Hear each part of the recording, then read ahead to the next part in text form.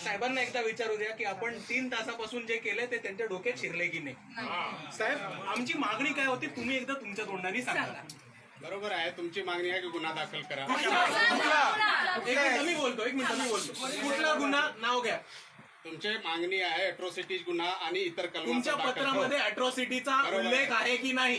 आमच्या पत्रामध्ये आम्हाला जे लिगल कन्सल्टन्सी झाले त्याप्रमाणे आम्ही आपल्याला दिलेले आहे. ऐका ना साहेब, मी जर उद्या चोरीची कंप्लेंट केली तर तुम्ही मर्डरचा गुन्हा तर दाखल नाही करणार आहात ना?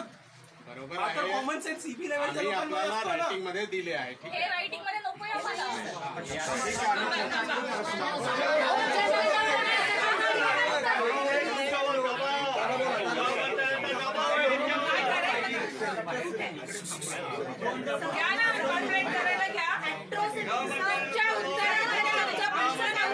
चर्चा करू द्या त्यानंतर.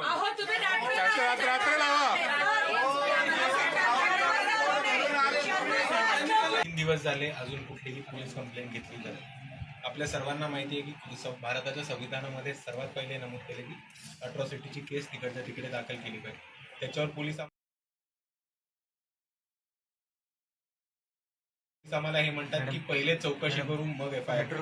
ती घटनाक्रम चुकीची होते, पहिले FIR करायला लागते, मग त्याच्यावरती कारवाई व्हायला लागते. आणि त्याच्यावर महत्वाचं म्हणजे औरंगाबादचे पोलीस, महाराष्ट्र मधले पोलीस पुण्यामध्ये येऊन कारवाई करतात. पुण्याच्या CPला काही माहिती नसते, ऑफिशियल कुठलं पत्रव्यवहार नसतो. आणि ते जे अट्रॉसिटीचा प्रकार घडलाय, टॉर्चरचा प्रकार घडलाय आणि पोलिसांच्या ब्रुटॅलिटीज येतात त्याच्यावरती ह्या पोरी 3 दिवस लढत आहेत. आज दिवसभर सकाळी इथे वंचित बहुजन आघाडीचे कार्यकर्ते, इतर पक्षांचे कार्यकर्ते सकाळपासून थांबलेले, तरी कोणतीही FIR किंवा दखल घेतली जात नाही. आणि हा पोलिसांचा एक प्रकारचा दबावशाही आणि दुसऱ्या बाजूला पोलिसांची दबावशाही केलेली जी होती त्याला वाचवण्याचं काम इकडचं CP ऑफिस करते ही वस्तुस्थिती.